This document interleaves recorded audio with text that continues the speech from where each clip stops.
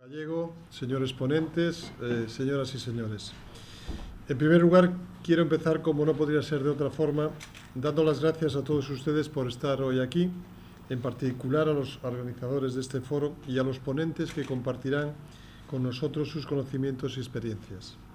De todos es conocido cómo ha evolucionado la forma de enfermar y morir en nuestra sociedad en los últimos 100 años. Las enfermedades infecciosas han sido reemplazadas por las enfermedades crónicas. El aumento de la esperanza de vida por encima de los 80 años hoy en día, unido a una importante disminución de la natalidad, con el consiguiente envejecimiento de la población, han contribuido enormemente a que la carga que para el sistema sanitario suponen las enfermedades crónicas aumente de forma exponencial, hasta poner en riesgo la propia sostenibilidad del mismo. ¿Cómo abordar de forma eficiente esta situación? ¿Cómo ser más eficientes? ¿Cómo nos enfrentaremos ante este nuevo paradigma? ¿Solo desde el sistema sanitario? Entiendo que no. Es un reto para el conjunto de nuestra sociedad. Ya desde mediados del siglo pasado, distintos autores de prestigio han destacado que la inversión en asistencia sanitaria poco contribuye a la mejora global de la salud. Puede mejorar el pronóstico y contribuir a la disminución del sufrimiento y las secuelas de los ya enfermos, pero no al bienestar de los sanos. Son otro tipo de medidas, de diverso tipo, de promoción económica, de infraestructuras, de mejora social, de progreso educativo. Esto es, son medidas muchas veces ajenas al propio sistema sanitario, las que también pueden producir beneficios y mejoras en la salud de nuestros conciudadanos. ¿Qué podemos aportar nosotros, los sanitarios, a estas políticas de salud integral? Sin duda debemos jugar un papel importante dentro de la transversalidad que precisa este campo, sin olvidar, por supuesto, la existencia de la asistencia sanitaria directa, como es la prevención primaria y secundaria, donde tenemos mayor capacidad de intervención.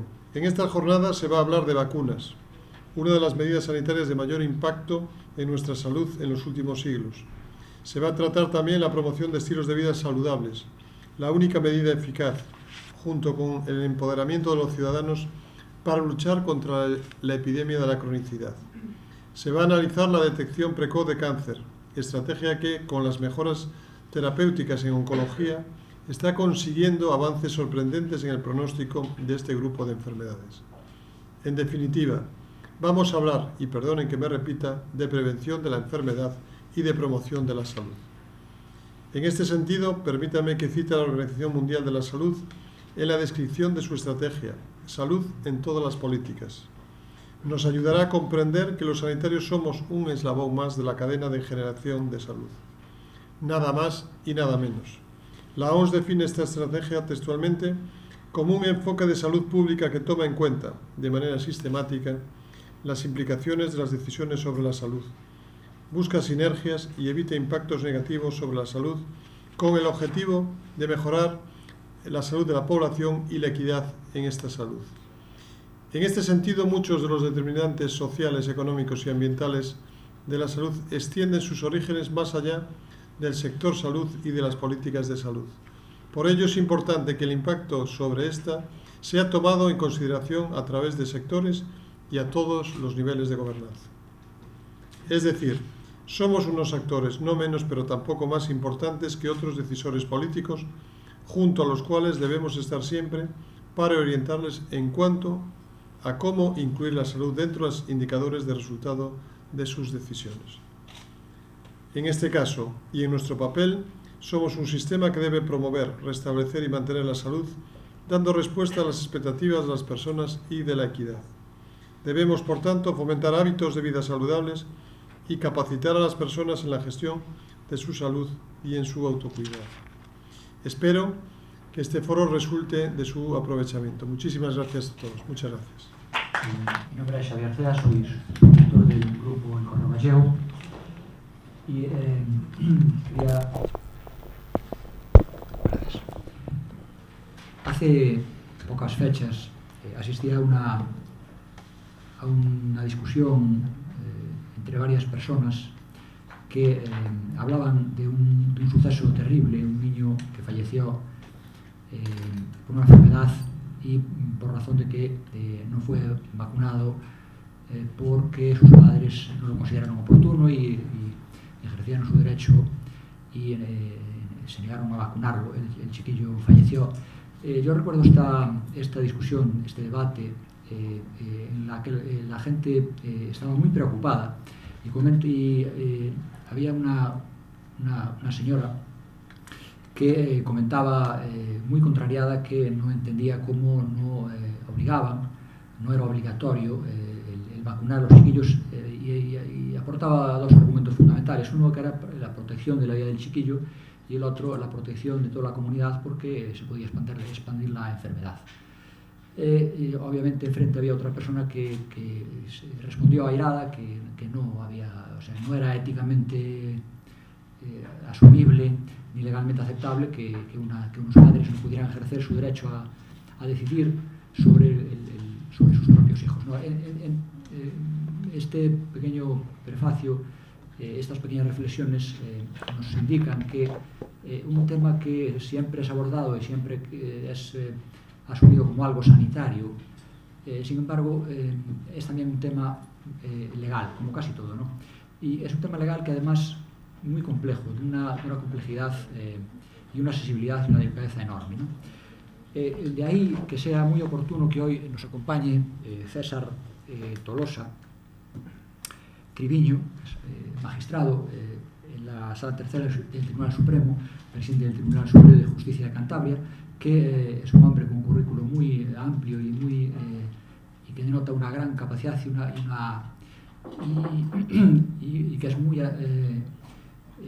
indicado para que nos pongan antecedentes y para que nos dé claves sobre cómo puede evolucionar este asunto de los aspectos éticos y legales de las vacunas. Yo, sin más, cuando quiera, César. Buenas tardes. En primer lugar, mi agradecimiento al Grupo El Correo por haber tenido la amabilidad de invitarme a participar en este foro, como no también a Sanofi Pasteur, que siempre se porta estupendamente conmigo y quiero agradecérselo públicamente. Y efectivamente la razón de mi estancia aquí es la razón que intentaré posteriormente justificar, porque evidentemente puede sonar un tanto raro ver a un juez hablando de vacunas. Realmente a un juez se le puede uno imaginar haciendo muchas cosas, pero difícilmente se le encuentra hablando de una cuestión tan sumamente ajena al mundo, en principio al mundo de la jurisdicción, como es el mundo de las vacunas. Y posiblemente este sea el punto de arranque de la intervención que voy a realizar hoy ante todos ustedes. La realidad es que el mundo de las vacunas, que era un mundo que interesaba esencialmente al ámbito puramente sanitario, hoy, por razones que vamos a tratar de examinar, han trascendido claramente al ámbito sanitario para convertirse en un tema de polémica social. Y como tema de polémica social, evidentemente, antes o después tenía que llegar al ámbito de lo jurídico. Y, consecuentemente, hoy, lo que en un principio era algo que interesaba exclusivamente al sector sanitario, se ha convertido en una cuestión de polémica social y se ha convertido en una cuestión también, por qué no decirlo, de polémica jurídica asociada a esa polémica social.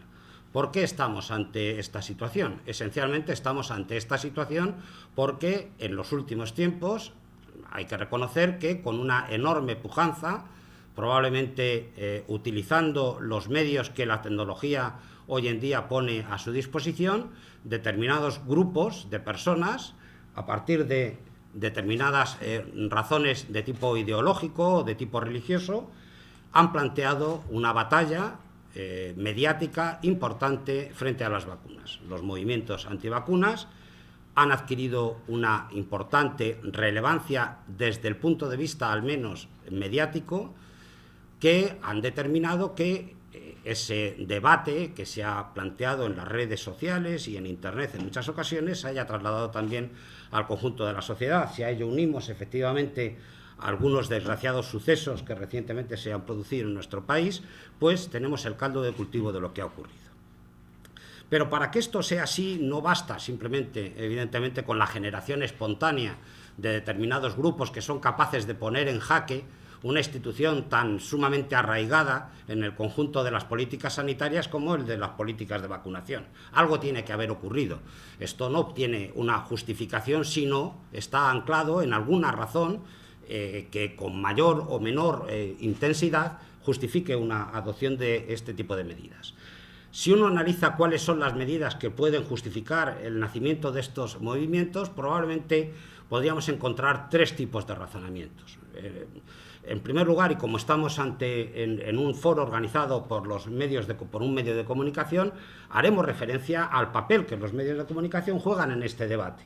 Evidentemente, todos tenemos que ser conscientes de que los denominados efectos adversos de las vacunas, por muy aislados o muy eventuales que puedan ser, constituyen una noticia que se trasciende a la opinión pública muy por encima de lo que es el éxito o el beneficio normal y habitual de la política de vacunación.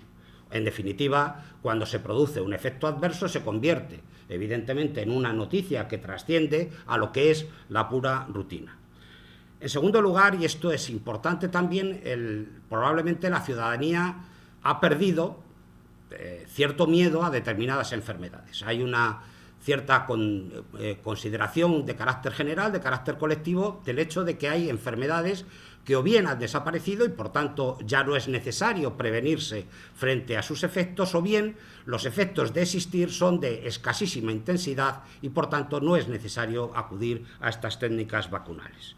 Y en tercer lugar hay un elemento que yo creo que es clave, porque es donde va a versar mucho mi intervención, que es ese permanente conflicto entre los intereses individuales y los intereses colectivos, que también van a tener su encaje en el aspecto jurídico, porque efectivamente hay que tener en cuenta que la vacunación tiene un efecto de naturaleza colectivo, es un efecto de naturaleza social, se habla de la solidaridad social de la vacunación. ¿Por qué? Pues sencilla y simplemente porque la vacunación no se le va a poner a personas a personas enfermas para que curen, sino que normalmente las vacunas se le ponen o se le dispensan a personas sanas para que no enfermen, de tal manera que los efectos no se ven de esa misma manera.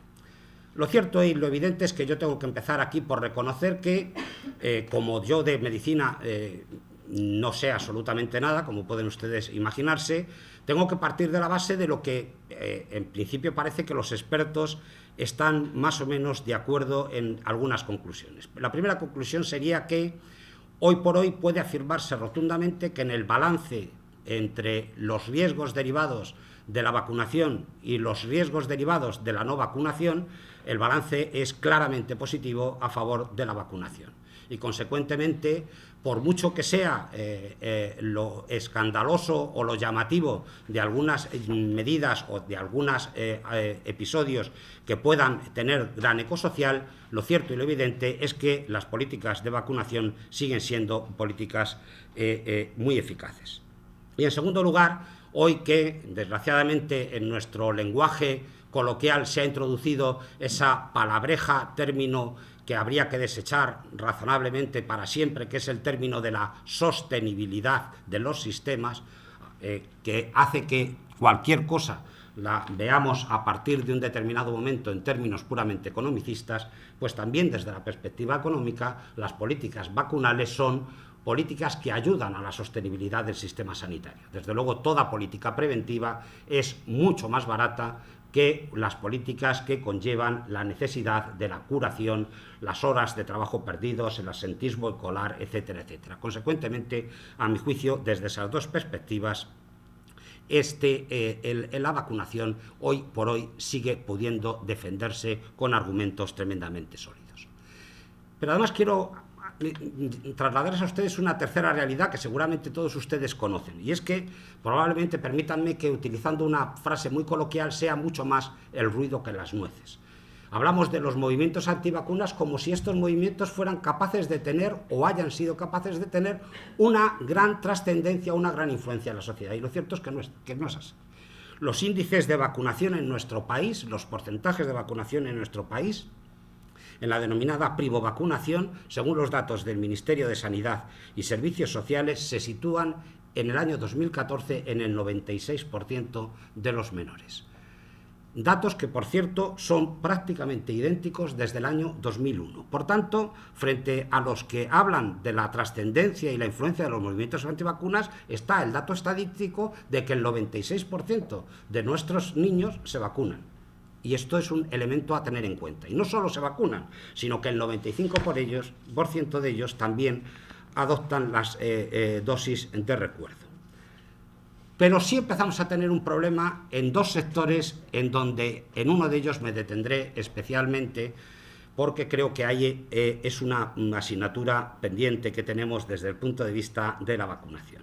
Me estoy refiriendo a la tasa de vacunación en las personas mayores y a la tasa de vacunación en el personal sanitario, donde evidentemente los índices de vacunación son alarmantemente bajos. Si mis datos no están equivocados, y aquí hay expertos de la Junta de Galicia, los datos de Galicia del último año sitúan el porcentaje de vacunación entre el personal sanitario gallego en un decepcionante 18%. Pues bien, hay que tener en cuenta que también en las personas mayores está calando la falta de vacunación. Si los datos de la Organización Mundial de la Salud y de la Unión Europea establece como un porcentaje asumible el 75% de vacunación en las personas mayores de 65 años, hay que decir que en nuestro país, que habíamos llegado hace 10 años al porcentaje del 70%, en los datos del 2014 hemos visto reducidos esos porcentajes hasta el 56,2%. Consecuentemente, en ese segmento de población que se conoce como sector de riesgo, se está produciendo una disminución galopante de la vacunación frente, en este caso, evidentemente, me estoy refiriendo a los datos de la vacunación frente a la gripe. Y decía, y ahora ya entro en lo que es propiamente de mi disciplina, que esa polémica social se ha trasladado también al ámbito jurídico. Y se ha trasladado esencialmente con el debate abierto, permanentemente abierto, de la voluntariedad o la obligatoriedad de la vacunación en nuestro país. Efectivamente, decía el subdirector que había quien, después de del desgraciado suceso del niño de Olot, que yo siempre he dicho que es un fracaso colectivo, no es un fracaso de los padres, fue un fracaso de toda la sociedad, que no fue capaz de preservar la salud de ese niño, la gente se planteaba si, por qué no era susceptible de realizarse una vacunación obligatoria en nuestro país. Analizándolo fuera de cualquier otra perspectiva, que yo no me propongo entrar aquí en ella, aun cuando evidentemente he hecho ya una declaración de principios de mi creencia en los beneficios de la vacunación, tengo que empezar por decir que la cuestión de la vacunación hay que situarla claramente desde el punto de vista jurídico en el seno de la interpretación que realicemos del artículo 43 del texto constitucional. El artículo 43, como todos ustedes saben, y si no se lo cuento yo ahora, no se preocupen, es el que establece el derecho de la salud de los ciudadanos, el derecho a la salud de los ciudadanos. Lo que ocurre es que ese derecho a la salud ha sufrido una transformación en su entendimiento a lo largo del tiempo. Y probablemente hoy la sociedad actual no pueda entender por el derecho a la salud del artículo 43 lo mismo que entendió el legislador del año 1978. En el año 1978 la concepción de un derecho a la salud era un derecho a la salud ligado a los intereses individuales. Lo que se trataba, en definitiva, era que los poderes públicos establecieran políticas que fueran capaces de curar la enfermedad del individuo individualmente considerado. Por tanto, el derecho a la salud tenía una consideración, una perspectiva de protección individual.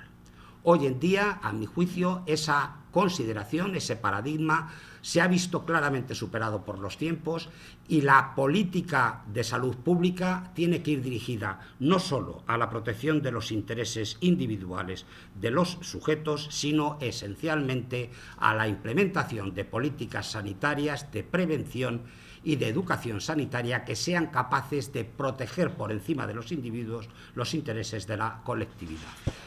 Entendido así el artículo 43, y a mi juicio así debe entenderse el artículo 43, porque no olvidemos que ese artículo dice textualmente que compete a los poderes públicos organizar y tutelar la salud pública a través de medidas de naturaleza preventiva que afecten al conjunto de la sociedad. Habrá que concluir, a mi juicio, que las políticas de vacunación sistemática establecidas en los calendarios vacunales son ni más ni menos que una manifestación del cumplimiento por parte de los poderes públicos de la obligación constitucionalmente establecida en el artículo 43. Consecuentemente, cuando se dice que las administraciones públicas recomiendan, nunca utilizaremos la palabra obligan a vacunarse a los menores, sino que recomiendan en los calendarios vacunales, hay que tener claramente que esas administraciones públicas lo que están haciendo es cumplir con el mandato que el artículo 43 de la Constitución les establece. Pero además no solo cumplen con el mandato constitucional, cumplen con el mandato de la legislación ordinaria. Al menos 4 normas jurídicas de nuestra legislación vigente establecen la obligación de políticas de naturaleza preventiva, entre las que encajan sin ningún tipo de violencia las políticas de vacunación. Me estoy refiriendo a la Ley de Sanidad del año 1986, me estoy refiriendo a la Ley del año 2003 de cohesión y calidad del Sistema Nacional de Salud, me estoy refiriendo, por supuesto, y luego volveremos a ella, a la importantísima Ley de 1986 de medidas especiales en materia de salud pública, y cómo no tengo que referirme a la decepcionante, y así la califico yo, Ley General de Salud Pública del año 2011, una norma de extraordinaria importancia, una gran ocasión perdida para haber establecido una adecuada política sanitaria en el conjunto del Estado. El problema es el siguiente. Partiendo de una concepción amplia del derecho a la salud, puede llegar el supuesto en el que esa concepción amplia determine la posible existencia de un choque o de una colisión entre el derecho a la salud con otros derechos fundamentales del individuo. Se puede producir, por tanto, y de hecho se produce en materia de vacunación, un conflicto entre derechos constitucionalmente reconocidos, en concreto entre el derecho a la salud y el derecho a la integridad física y a la libertad personal de aquel que manifiesta su voluntad libre y voluntaria de no vacunarse. En este sentido, el Tribunal Constitucional ha establecido claramente cuál es su doctrina en materia de tratamientos médicos obligatorios. Para el Tribunal Constitucional, con toda claridad, un tratamiento médico obligatorio, aun cuando tenga como finalidad la curación del paciente, constituye por sí mismo una violación del derecho a la integridad física del sujeto.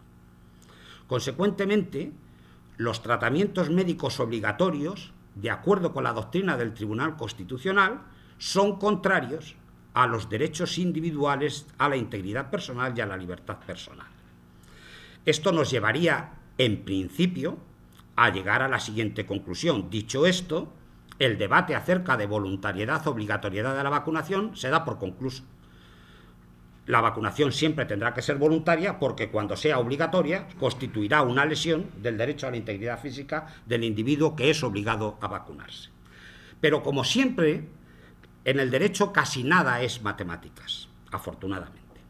De forma tal que, tras manifestar el Tribunal Constitucional que efectivamente los tratamientos médicos obligatorios son contrarios al derecho a la integridad personal, viene a afirmar que esa asistencia, y cito textualmente, médica coercitiva, constituiría limitación vulneradora del derecho fundamental y dice, y aquí viene el problema, a no ser que tenga justificación constitucional.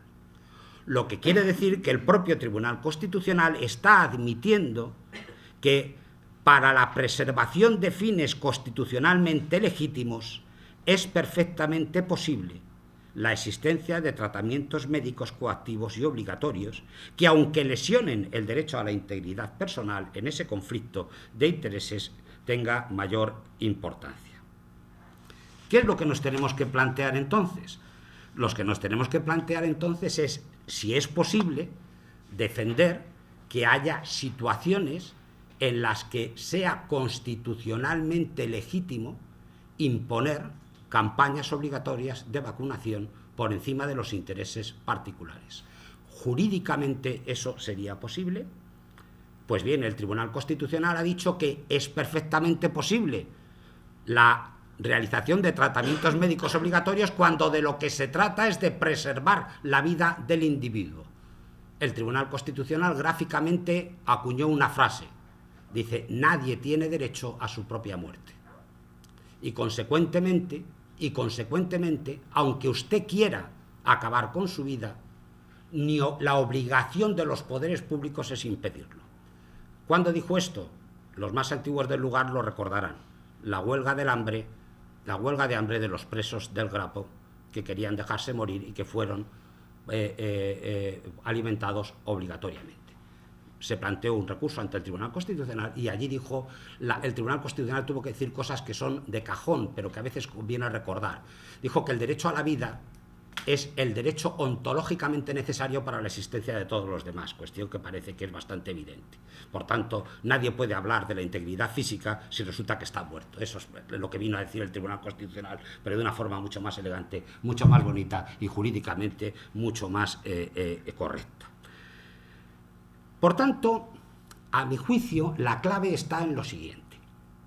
La clave está en considerar que el derecho a la salud del artículo 43 del texto constitucional está estableciendo un derecho, pero también un deber.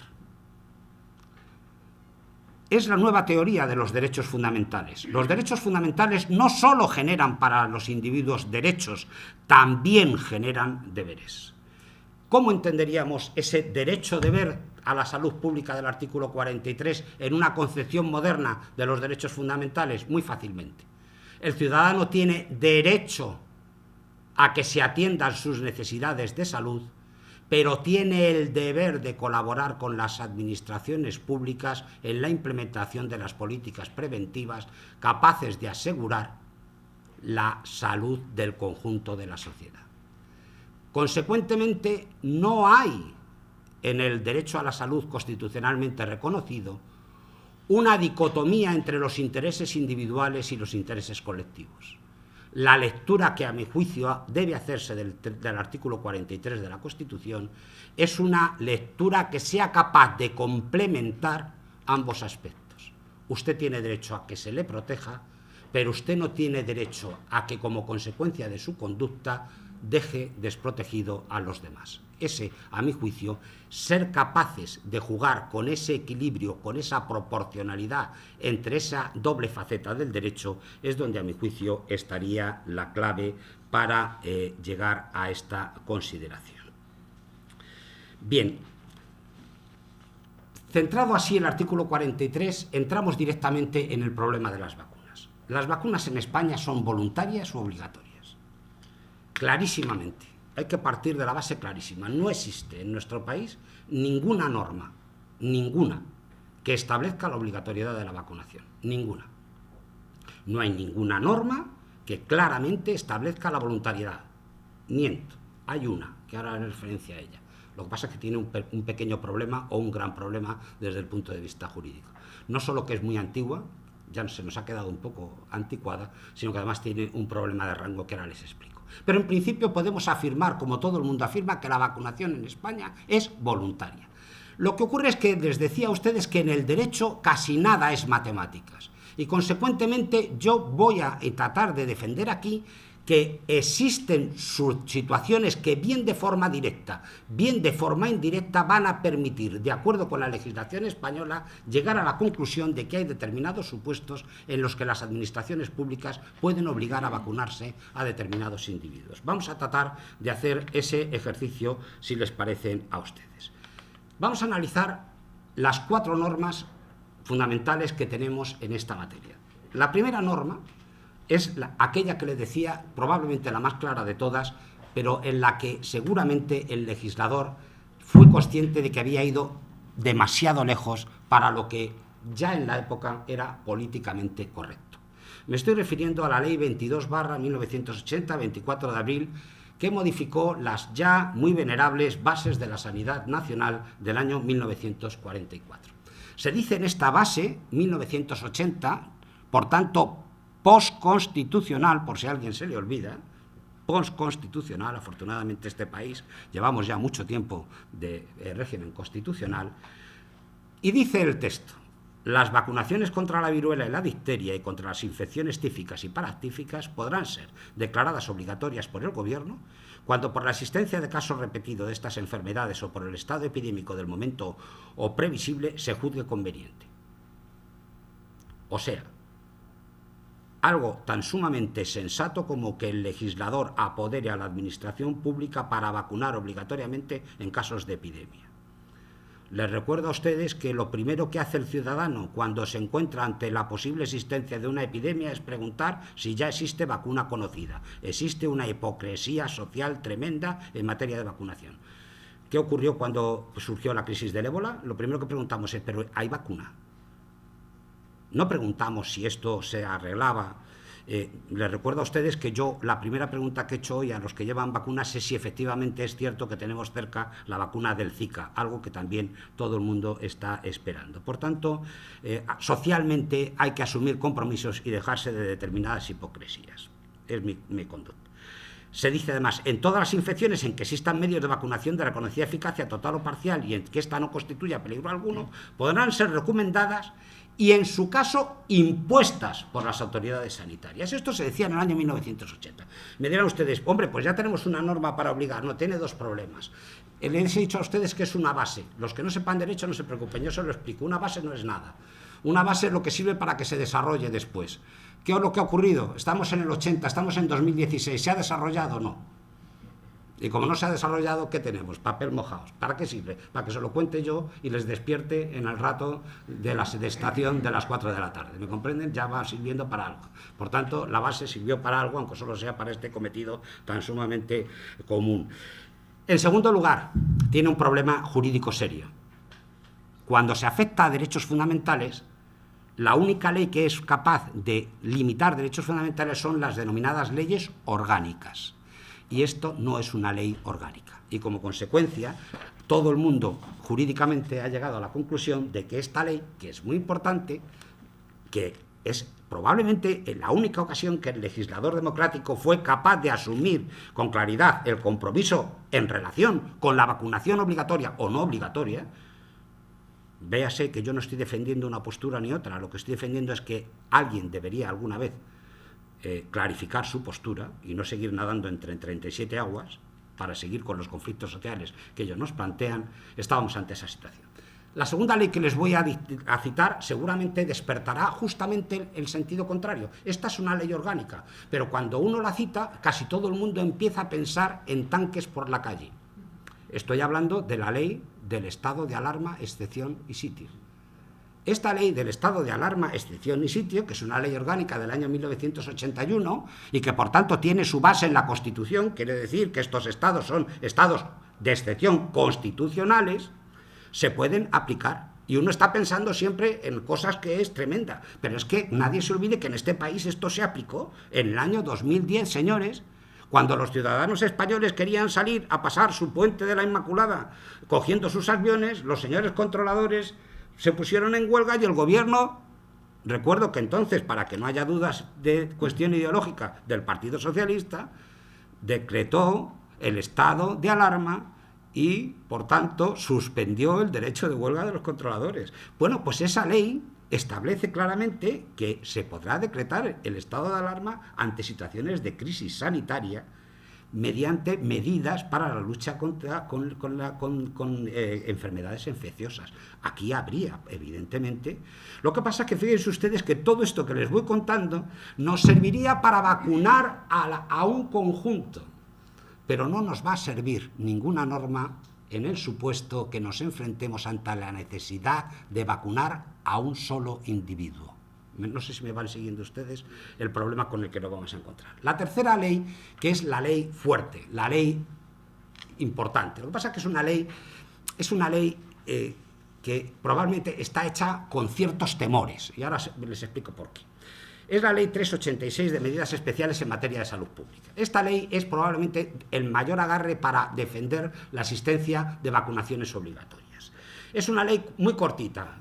El legislador del año 86 era un legislador amigo, no como ahora que hacen leyes enormes, que no hay quien las lea ni quien las entienda. Este tiene 4 artículos, es una maravilla, de las cuales dedica 3 a esto, que viene a decir las 3 prácticamente lo mismo. O sea, podían haber sido de 2 artículos y no había pasado nada. Viene a decir que al objeto de prevenir la salud pública y prevenir su deterioro, las administraciones podrán adoptar las medidas cuando lo exijan razones sanitarias de urgente necesidad. Y luego dice, cuando pueden adoptar medidas de reconocimiento, tratamiento, hospitalización en control cuando se aprecien indicios racionales que permitan suponer la existencia de peligro para la salud de la población, y que podrán adoptar medidas de control de las enfermedades transmisibles en caso de riesgo grave de carácter transmisible. Claro, ¿cuál es el problema? Ustedes, que son muy listos y están además despiertos, afortunadamente, se habrán dado cuenta de que lo que está utilizando el legislador es lo que llamamos los conceptos jurídicos indeterminados, o lo que es lo mismo, vaguedades. ¿Cuándo puede usted utilizar? Cuando haya un riesgo grave para la salud pública. ¿Cuándo lo podrá usted? Pues, ¿cuáles son las medidas que va a poder adoptar? Dice, ¿qué medidas puede adoptar usted? Y dice las siguientes. Concreción ante todo, ¿eh? Maravillosa concreción. Dice, las estrictamente necesarias. A que ya no tiene nadie ninguna duda, yo tampoco. Dice, no, dice, en el segundo momento yo lo aclaro. ¿Cuáles son las medidas? Dice, las oportunas. Entonces, y luego ya el tercero dice, hombre, alguien debió decir, vamos a hacer un exceso. Y dijo, la de reconocimiento, tratamiento, hospitalización o control. Vale. Y ahora me dirán ustedes, ¿esto es malo o es bueno? Pues yo les voy a demostrar después que el legislador, haciendo esto, ha hecho un favor a los jueces cuando tenemos que aplicar estos preceptos. Porque, ¿qué significa esto? Significa que en una definición como esta, de acuerdo con la interpretación judicial, cabe todo tipo de medidas.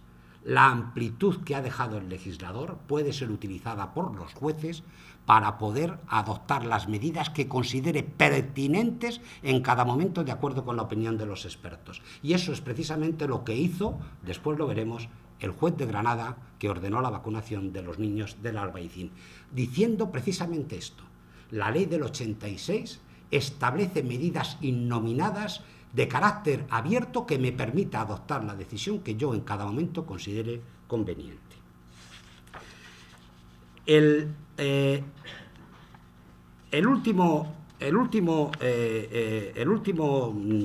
última ley que hemos tenido es una ley que, en fin, que ha sido, a mi juicio, decía que una oportunidad claramente perdida, es la Ley General de Salud Pública. La Ley General de Salud Pública supone, evidentemente, un paso atrás.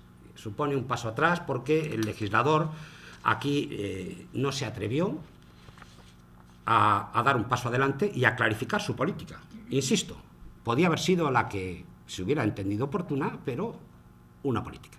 Parece que se ha optado por la política de la autonomía, de la voluntad del paciente frente a los tratamientos médicos. De tal manera que se establece en esa Ley General de Salud Pública que, sin perjuicio del deber de colaboración, la participación en las actuaciones de salud pública será voluntaria. Consecuentemente, esta es un claro componente contrario a la defensa de la obligatoriedad de la vacunación. En principio, lo que se sostiene es que todas estas participaciones serán públicas. Llega a tal extremo que cuando en el artículo dedicado bajo el encabezamiento de los deberes de los ciudadanos en materia de salud pública, contiene una frase que es un monumento a la indeterminación. Dice, los ciudadanos facilitarán el desarrollo de las actuaciones de salud pública y se abstendrán de realizar conductas que dificulten, impiden o falseen su ejecución. O sea, perfecto. Esto es lo que se suele poner cuando no se quiere poner nada, ¿eh? Y entonces todo el mundo queda claro. Ahora bien, podría utilizarse, volvamos a la ley del 86, ¿podría utilizarse la ley del 86 como mecanismo para la vacunación obligatoria? La respuesta es sí, pero con una condición: la intervención judicial. Solo es posible si hay autorización del juez. Y solo es posible si hay autorización del juez porque el Tribunal Constitucional ha establecido que cualquier limitación de un derecho fundamental solo es admisible cuando se realiza en supuestos establecidos por la ley y bajo control judicial. El supuesto establecido por la ley lo tenemos, la ley del 86, y el control judicial lo tenemos porque tenemos un artículo 8.6, esto solo para los muy curiosos, el artículo 8.6 de la ley de la jurisdicción contenciosa administrativa, que establece la competencia de los jueces de lo contencioso para conceder las autorizaciones, dice, para la autorización o ratificación judicial de las medidas que las autoridades sanitarias consideren urgentes y necesarias para la salud pública e impliquen privación o restricción de la libertad u otro derecho fundamental. Ahí entra clarísimamente un supuesto de vacunación obligatoria. Estaba pensando en esto también el legislador. Y esto es lo que se produce precisamente en ese famoso auto de Granada, que me imagino que todos ustedes ya conocen y que por tanto no se lo voy a contar. Pero sí les voy a contar la segunda parte. Ese auto de Granada levantó una enorme polvareda. Al juez de Granada en las páginas de internet le han llamado de todo menos guapo, de casi todo. Pero curiosamente, algo que debemos empezar a plantearnos, vivimos también para los medios de comunicación, vivimos tan rápidamente las noticias que las cosas se nos olvidan muy rápido. Claro, el auto del juez de Granada fue muy importante, pero es que ese auto del juez de Granada fue recurrido y sobre ese auto se pronunció la Sala de Granada. Y hay una sentencia de la Sala del Tribunal Superior de Justicia de Andalucía sobre la posibilidad de ordenar la vacunación. Y eso no se ha enterado nadie. Y en ese auto, en esa sentencia, que es tremendamente importante, y yo les recomiendo su lectura a los defensores de las vacunas, de 22 de julio del año 2013, el Tribunal Superior de Justicia de Granada, a mi juicio, capta perfectamente la problemática de la vacunación obligatoria en estos supuestos de riesgo de epidemia en nuestro país. Empieza por decir que entre las medidas preventivas del artículo 43 está claramente las campañas de vacunación. Por tanto, que cuando el artículo 43 se está refiriendo a medidas a políticas preventivas, se está refiriendo a la política de vacunación también, y por tanto están dentro del artículo 43. Segundo, que en todo caso, aunque haya afectación de derechos individuales, la labor del juez tiene que ser una labor de ponderación de derechos. Tengo que ponderar qué derecho es más importante en cada momento proteger. El derecho individual a oponerse a la vacuna o el derecho colectivo a impedir la enfermedad. Esa es la ponderación que tiene que hacer el juez. Y en tercer lugar, la sala realiza esa ponderación. Y realiza esa ponderación entre los intereses de los padres que por motivaciones religiosas impedían la vacunación y el interés de la Junta de Andalucía en que se produjera la vacunación obligatoria de los 35 niños del Albaicín. Y termina diciendo, así las cosas, considerándose muy discutible esa pretendida protección de la salud y bienestar de los hijos, evitando todo tipo de vacunaciones, o sea, empieza a decir la sala, entiendo que es muy discutible que con esto esté protegiendo usted a sus hijos, ha de darse preeminencia, conflicto y ponderación a los derechos protegidos por la Administración sanitaria y que sustentan la adopción de la medida sanitaria acordada, que no olvidemos, insisto una vez más, era la vacunación obligatoria. Por tanto, tenemos jurídicamente argumentos.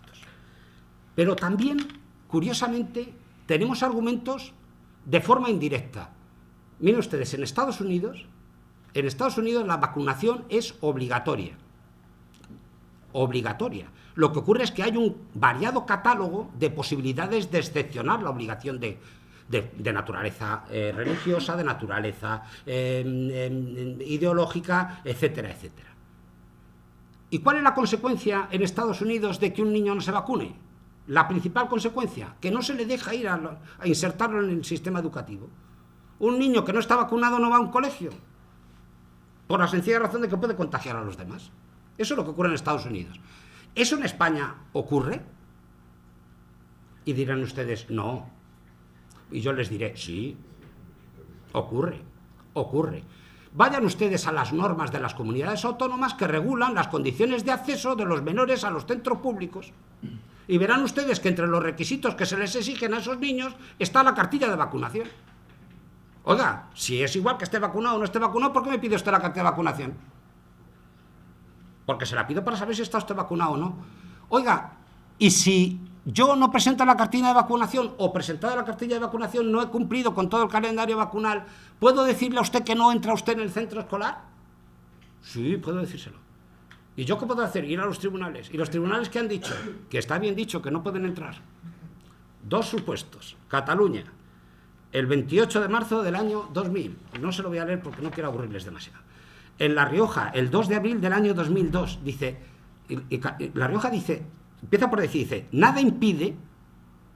Dice, nada impide tal opción alternativa. La opción alternativa de que no quieran vacunar a sus hijos. Dice, y nadie le obliga a usted a una vacunación que decididamente rechaza. Dice, perfecto, ese es su derecho. Pero en el mismo derecho está la administración de que para proteger los intereses del resto de los menores no permitirle el acceso a ese centro educativo. Y esto es una sentencia de La Rioja del año 2002. Por tanto, intento trasladarles a ustedes que, a mi juicio, defender, y ahora voy a entrar en dos cuestiones fundamentales, el personal sanitario y los que estén presentes que me perdonen, porque voy a ser duro, y el problema de los menores, que ha sufrido un cambio radical en nuestro país que la mayoría de la gente no se ha enterado. Antes decía, he tomado aquí nota, y me parece que decía el subdirector del Correo, decía que yo tengo el derecho a decidir sobre mi propio hijo. Eso es una falacia. Yo tengo derecho a decidir siempre que mi decisión favorezca a mi hijo. Ojo, eso de que yo decido por mi hijo, aunque sea malo para mi hijo, pasó a la historia. Y pasó a la historia legalmente en nuestro país a partir de una ley del año pasado, que luego les explico si me da tiempo, porque creo que voy muy mal de tiempo. 10 minutos. Bueno, vamos a ver con los profesionales sanitarios, muy rápidamente. En relación con los profesionales sanitarios, decir que he hablado de la Ley General de Salud Pública en el 2011 y he dicho que fue una ocasión perdida, por no decir que la cosa que afortunadamente se quedó ahí, porque podía haber sido muchísimo peor. Muchísimo peor. A algún iluminado se le ocurrió en el anteproyecto introducir una especie de cláusula de salvaguarda de forma tal que el personal sanitario no vacunado, recordemos, en Galicia solo se vacuna el 18%, llegaba al paisano que está ingresado en el hospital y le decía, yo no estoy vacunado. Y como no estoy vacunado, si quieres que te atienda uno vacunado. Esto lo estoy diciendo así a grosso modo, pero es que suena así, porque es que es así. Y entonces el paciente tenía derecho a elegir uno que no estaba vacunado. ¿De acuerdo? Ese era el sistema. Y entonces decía, así preservamos los posibles efectos adversos derivados de la no vacunación del personal sanitario. ¿Ustedes se imaginan en plena situación de crisis económica con la reducción de plantillas en la sanidad pública y un 18% de vacunados, que hubiéramos permitido que los pacientes eligieran a los vacunados? Los de los correturnos habría pasado la historia. Sería la locura. Habríamos hecho la medida más ineficiente del sistema sanitario. Afortunadamente a alguien en la tramitación parlamentaria se le quitarlo. Curiosamente, en materia de personal sanitario, ni las normas de salud, ni las normas del estatuto del personal sanitario, ni del estatuto médico, ni siquiera tampoco las normas de salud laboral establecen la obligación de la vacunación. Solo hay una referencia a la obligación a la vacunación, pero con carácter voluntario, en el Real Decreto de 1997 sobre la protección de los trabajadores contra los riesgos relacionados con la exposición a agentes biológicos en el trabajo, algo que se da mucho en el ámbito hospitalario. Primera cuestión.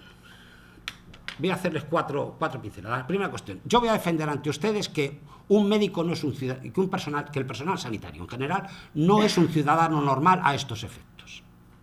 No es un ciudadano normal. Jurídicamente no es un ciudadano normal. ¿Por qué? Porque la relación que el personal sanitario mantiene con la administración no es la misma relación que mantiene el paciente con la administración. Es lo que los juristas llamamos una relación de sujeción especial. O lo que es lo mismo, hay una relación de especial intensidad motivado por su pertenencia al órgano y a la inserción en la organización de la administración pública por parte del personal sanitario. ¿Y eso qué conlleva? Conlleva a que sus derechos fundamentales va a haber que leerlos en una clave matizada. O lo que es lo mismo, lo que no sería permisible para el conjunto de los ciudadanos sería perfectamente admisible que se pudiera aplicar al personal sanitario. Primera cuestión. Esto no lo digo yo. Hay una sentencia de la Audiencia Nacional, en un asunto, curiosamente, en el que lo que se reclamaba no era por los daños causados por una vacuna, sino por los daños causados por no vacunarse, porque esto también ocurre. Lo único que tiene literatura es los supuestos de responsabilidad por efectos adversos.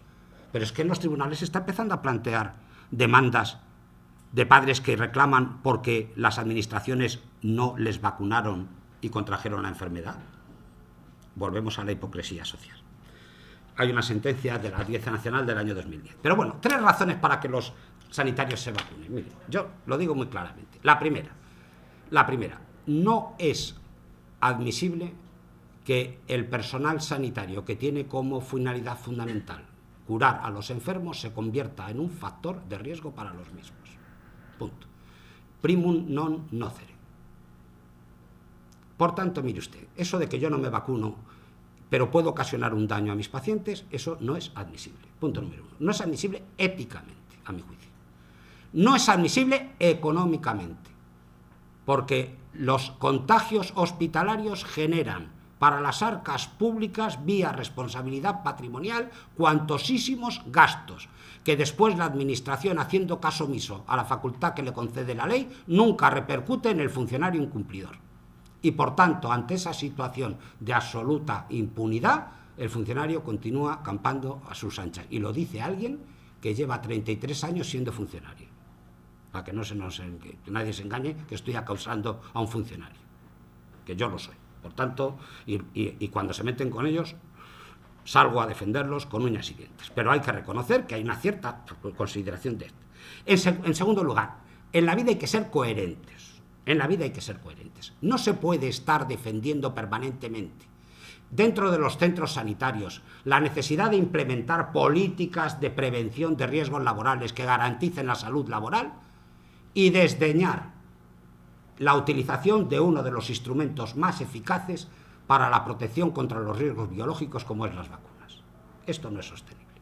Que un médico esté defendiendo que las lancetas sean retráctiles, que la sanidad española haya conseguido la aprobación europea de la Directiva de Bioseguridad que salió de este país, y en este país el instrumento más importante de prevención de riesgos, como es la vacuna, no se ha utilizado por menos del 18% del personal sanitario, es absolutamente contradictorio. Y lo dice alguien que está ajeno a esta cuestión. En tercer lugar, hay otro argumento que no gusta, porque cada vez que se dice parece que es un argumento de buenismo, pero es un argumento cierto. No hay sensación de servicio público. El servicio público conlleva la necesidad de la atención de los pacientes por encima de cualquier otra consideración. Y, consecuentemente, las bajas por enfermedad y el absentismo provocado por situaciones de enfermedad derivadas de la falta de vacunación es un coste inasumible para la actual sanidad pública española, a mi juicio. Y después hay un último argumento que yo ya he soltado en Galicia en una ocasión que la Junta tuvo la amabilidad de invitarme. ¿Cuál es el argumento? Miren ustedes, que hay que ser mínimamente coherentes. A un médico no se le puede obligar a vacunarse, porque se atenta contra sus derechos fundamentales. De acuerdo. Miren ustedes. Decreto 13/2004 de 15 de enero de la Xunta de Galicia, por el que se establecen los requisitos técnicos y condiciones sanitarias mínimas aplicables a las prácticas de tatuaje, micopigmentación y piercing. Los aplicadores de tatuaje deberán estar vacunados de hepatitis B y de tétanos. Ahí va. O sea, que si yo voy a hacerme un piercing, el paisano que me lo va a hacer tiene que estar vacunado obligatoriamente. Y si me voy a hacer una operación a corazón abierto, no. ¿Y eso? O que los derechos, lo dejo aquí en el aire, los derechos de los tatuadores son menos derechos. No tiene ningún sentido. No tiene ningún sentido que estemos diciendo porque se le exige por razones de higiene, por razones de falta. Bueno, es que esas razones no son trasladables. En cuanto a los menores, y con esto termino, en cuanto a los menores, se decía lo de los padres. Vamos a ver, atención ahora. Hay una ley que me gustaría que ustedes, miren ustedes, sí, dos cosas, miren. En el año 2014 se producen entre 2014 y 2015 se producen dos sucesos en cuanto a menores muy graves. el Niño de Olot, 2015 en España, pero en el 2014 se produce el sarampión en el parque Disney World de California. Miren ustedes, en España no hemos hecho nada, no ha pasado nada, nos escandalizamos todos, no pasó nada. En California, al mes siguiente aprobaron una nueva ley, la ley más dura junto con la de Mississippi y Virginia Occidental en materia de vacunación. A partir de ahora, salvo que sea por razones puramente sanitarias y de salud del propio paciente, no hay ninguna excusa para no vacunarse. Y en caso contrario, no hay posibilidad de acudir a los centros sanitarios. ¿Nosotros qué hicimos? Pues nosotros lo que hicimos fue que nuestros grandes expertos en vacunación publicaron un artículo que ha supuesto el caldo de cultivo para los movimientos antivacunas en este momento.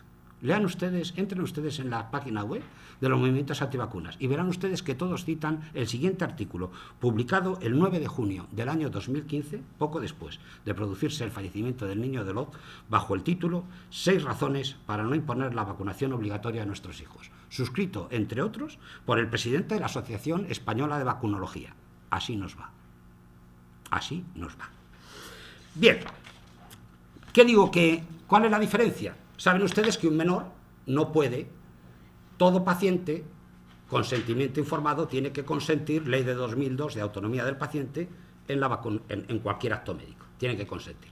Cuando se trata de un menor, quien tiene que consentir son los mayores, porque el menor no puede consentir por sí mismo, hasta los 12, hasta los 16 años. No se nos olvide que en los calendarios vacunales, todas las vacunas llegan hasta los 14, 12, 14, la mayoría de ellos, si no estoy equivocado. Y como mucho a los 16, edad en la que ya se produce el corte. Hasta ese momento eran los padres los que tenían la plena capacidad, pero se ha producido, insisto, una modificación importante en nuestra legislación, una modificación que conlleva, que es la ley, concretamente la ley de 28 de julio de 2015, la ley 26/2015, que va a establecer lo siguiente, y creo que esto es importante, dice: en los casos en los que el consentimiento haya de otorgarlo el representante legal, la decisión deberá adoptarse atendiendo siempre, atención aquí, al mayor beneficio para la vida o la salud del paciente. No a lo que yo quiero, sino a lo que sea bueno, el concepto del mayor interés del menor. Y si no hay mayor interés del menor, atención, si un personal sanitario entiende que la decisión del padre de no vacunar al hijo va en contra de su salud, la ley le autoriza a aquellas decisiones, sigue diciendo la ley, que sean contrarias a dichos intereses, deberán ponerse en conocimiento de la autoridad judicial directamente o a través del Ministerio Fiscal para que adopte la resolución correspondiente. Y sigue diciendo, salvo que por razones de urgencia no fuera posible recabar la autorización judicial, en cuyo caso los profesionales sanitarios, fíjense ustedes el cambio que esto supone, los profesionales sanitarios adoptarán las medidas necesarias en salvaguarda de la vida o salud del paciente, amparados por las causas de justificación de cumplimiento de un deber y de estado de necesidad. Esto último lo que quiere decir es que no serán responsables penalmente en ningún caso, porque están amparados en una causa de exención de la responsabilidad criminal. Esto es un avance enorme. Solo, y con esto termino, plantea un problema. ¿Hacemos una apuesta? ¿Cuántos sanitarios van a atreverse en una situación como esta a vacunar en contra de la opinión de los padres, sabiendo que a los pocos días seguramente, exista o no exista efecto adverso, se van a encontrar con una demanda de responsabilidad ante los tribunales? La solución de verdad en este país pasa por seguir judicializando temas tan absolutamente ajenos al derecho como es el tema de la vacunación. A mi juicio va siendo hora de que se imponga la cordura. Muchísimas gracias. De Xurxo Hervada Vidal, que é o Director Xeral de Información sobre Saúde e Epidemioloxía da Consellería de Sanidade da Xunta de Galicia. Neste caso, a mesa redonda vai a versar sobre as estrategias de prevención, os estilos de vida saudable, os cribados poboacionais e insistiremos nos programas de vacinación. Cando queiras. Olá, boas tardes. Moitas gracias ao Correo Galego por organizar esta xornada e a todos os patrocinadores que a apoian. E, bueno, agradecer eu a continuar falando de vacinas e ahora me paso al castellano para los compañeros que están de fuera.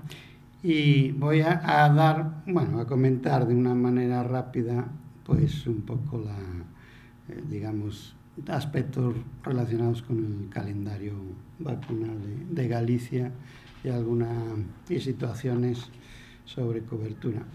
Quería, bueno, comentar que hablando de vacunas yo tengo un conflicto de intereses. Claro, que es que yo creo en las vacunas y por lo tanto tiendo a ser pro vacunas, ¿no? Y es verdad que también pues colaboramos y trabajamos con las empresas que producen vacunas y que también están interesadas en venderlas, en difundirlas, y en eso pues tenemos que compartir muchos temas, ¿no? Pero yo, desde luego, en este tema pues tengo un sesgo evidente hacia la vacuna, pero al mismo tiempo pues creo que pretendo conservar la visión científica de lo que sirve y lo que no. Bueno, yo no sé si aquí vamos a empezar. Tengo una presentación preparada y sobre ella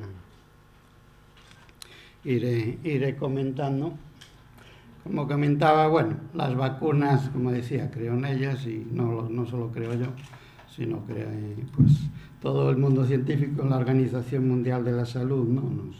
nos calcula que entre 2 y 3 millones de muertes se evitan cada año gracias a las vacunas, que podrían ser más, pero es esta cantidad. En España, pues bueno, ahí hay datos de cómo han evolucionado algunas enfermedades contra las que se vacuna desde hace ya décadas y que afortunadamente pues algunas de ellas pues se han eliminado y otras pues están muy controladas, ¿no? Como se ven ahí los números, pues por ejemplo tosferina, que está tan de moda ahora, pues bueno, realmente estamos asistiendo a un ligero repunte de casos, pero nada que ver con los casos que teníamos en 1985. Esto es en toda España, eran 60.000 casos. Son números que ahora inconcebibles, ¿no? Gracias a las vacunas. Y de otras enfermedades, por ejemplo, sarampión, pues en Galicia el último caso, digamos, que podemos considerar autóctono, pues lo tuvimos en el 2003, ya hace muchos años que solo tenemos de vez en cuando algún caso importado y prácticamente ninguno derivado de ellos. Y las vacunas nos sirven para evitar situaciones como esta. Esta es una sala de pulmón de acero en el año sobre 50 y tantos en Estados Unidos debido a la polio. Eso provocó, claro, que se investigara de una manera intensísima sobre esta enfermedad para evitar, y de ahí salió la vacuna contra la polio, ¿no? Para evitar situaciones como esta. Si no tuviéramos vacuna, pues tendríamos situaciones. Seguramente esos aceros serían más pequeñitos, más bonitos, pero seguirían siendo necesarios, lo cual sería bueno. Y aquí vemos que las vacunas funcionan de una manera muy clara, ¿no? Como se ve en esa gráfica, se empieza a vacunar y el número de polio pues disminuye de una manera radical y drástica.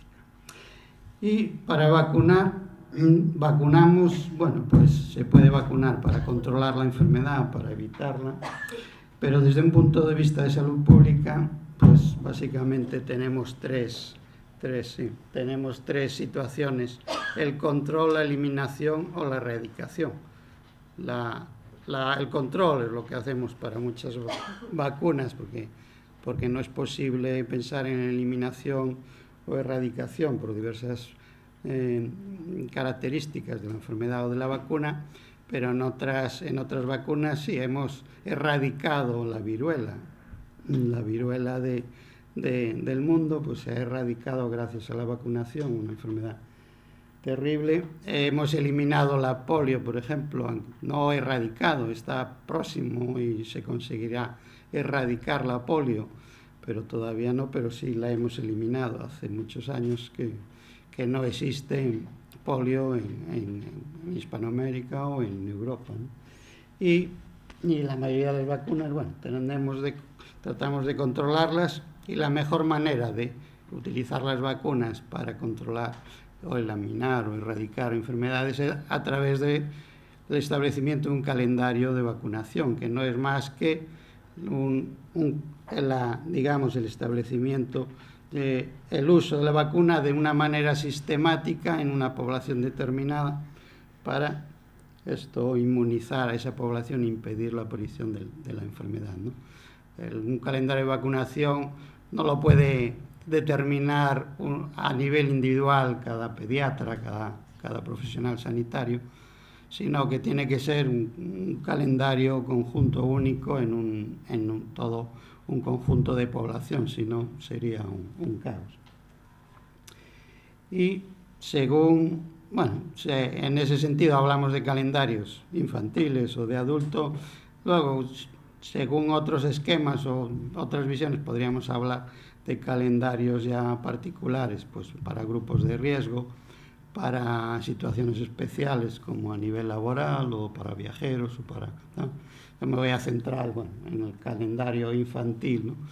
Que básicamente tiene que ser un calendario que cumpla idealmente estas condiciones, que incluya vacunas eficaces, los más eficaces accesibles, que sean seguras, aceptado por la población y aceptado por los profesionales sanitarios. Es un punto importante y que liga con lo que comentaba ahora el magistrado César Tolosa de las polémicas que en los últimos tiempos han surgido sobre las vacunas, ¿no? Es importante. La no aceptación o la polémica sobre determinadas vacunas provocan al final que disminuyan las coberturas. Un calendario unificado y actualizado. Es importante también dentro de un calendario, mantener para las administraciones, para los técnicos incluidos en cursos o que trabajamos en programas de vacunación, mantener un liderazgo técnico en los programas de vacunas lo consideramos también importante, porque ayuda precisamente a la aceptación de los programas, tanto por los profesionales como por la población, si ven que se va al paso de lo que la mejor ciencia disponible en ese momento considera que es lo mejor, ¿no? Y también, claro, tiene que ser económicamente sostenible, aunque la palabra sostenible, comentaba César ahora, que deberíamos de limitarla. Aquí en este tengo un truco. ¿Y qué nos permite un calendario? Pues un calendario con esas características y bien ejecutado, pues nos permite tener unas ventajas claras, claro, en el uso de las vacunas, como es conseguir mejores coberturas, simplificar la logística del programa de vacunación, que no es una logística sencilla, pues vacunar a todos los niños de Galicia, desde recién nacidos hasta 14 años, y hacer que las vacunas estén accesibles y disponibles para esos niños en el momento en que las necesiten en cualquier punto de vacunación, que son centenares en toda Galicia. Esa logística no es sencilla. Un calendario bien ejecutado pues amplifica el efecto de esa vacuna, impide por lo tanto que los no vacunados básicamente pues se infecten y desarrollen la enfermedad, y realmente pues es uno de los grandes beneficios de un calendario bien ejecutado. Facilita también la aceptación de esas vacunas, y de cara a la sociedad pues claramente resulta más económico que el gasto individual de cada uno de ellos. Bueno, en calendarios, la polémica sobre el calendario infantil, los calendarios existentes, en toda España pues viene de muy atrás, y en los últimos años se han hecho esfuerzos evidentes para tratar de unificar los calendarios de las comunidades autónomas. Y en el año 15, pues el Consejo Interterritorial, ¿no?, después de la aprobación por la Comisión de Salud Pública, pues aprobó tanto a principios de año como a mediados, pues un nuevo calendario de vacunación que facilitó, bueno, por un lado la introducción de la vacuna antineumocócica en el calendario infantil, que en Galicia se venía implantando de manera en un estudio piloto, como el cambio, bueno, en la vacunación de VPH, y posteriormente a mitad de año, pues la decisión de entrada a varicela en calendario a los 15 meses a partir de este año 2016, ¿no? Este es el calendario que se aprobó a nivel estatal, y luego veremos el de Galicia. Los calendarios en Galicia, bueno, tienen una historia también larga. El primer calendario, digamos, autonómico salió en 1981, después de que se asumieran las primeras competencias en salud pública, que se fueron en 1980. La salud pública se transfirió mucho antes que la asistencia sanitaria, se asumió. Estamos ahora celebrando los 25 años del Sergas, y tenemos nosotros pues 36 años de competencias asumidas, ¿no? Y digo que el primer calendario fue ya en el 81, y después ha habido múltiples. Y como veis al fondo de la diapositiva, pues últimamente, en el 2011, en el 2014, y en el 2015, y ahora ayer ha salido en el DOGA el último calendario vacunal de Galicia. Ayer, el 9 de marzo del 2016, donde se aparece ya la vacuna de la varicela a los 15 meses y los 3 años para esos niños, ¿no?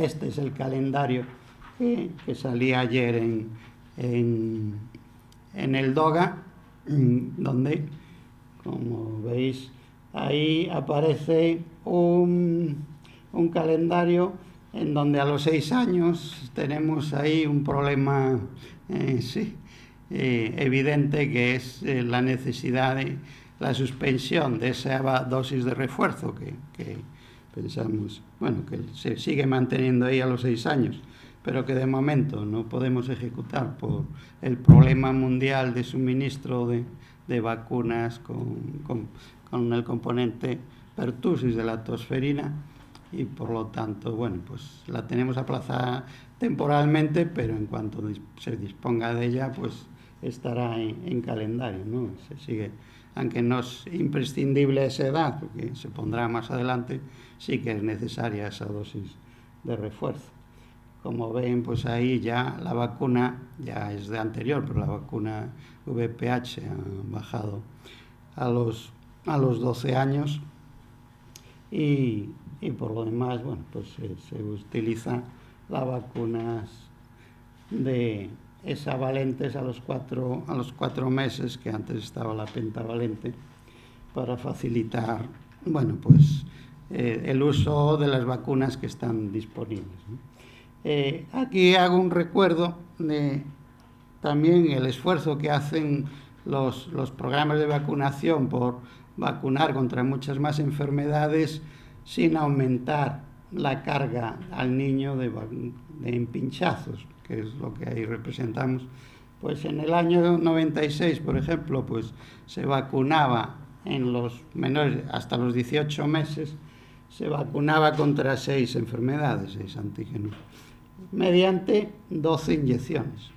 Hoy el calendario del 2016 pues nos permite vacunar pues contra 10 enfermedades mediante 13 inyecciones, ¿no? Hemos aumentado una inyección, pero hemos aumentado 4 enfermedades prevenibles, ¿no? Por lo tanto, en eso es un esfuerzo bueno, que yo creo que también, bueno, claramente la población agradece, porque, como comentaban antes, las coberturas vacunales pues se mantienen, como veremos, a un nivel excepcional.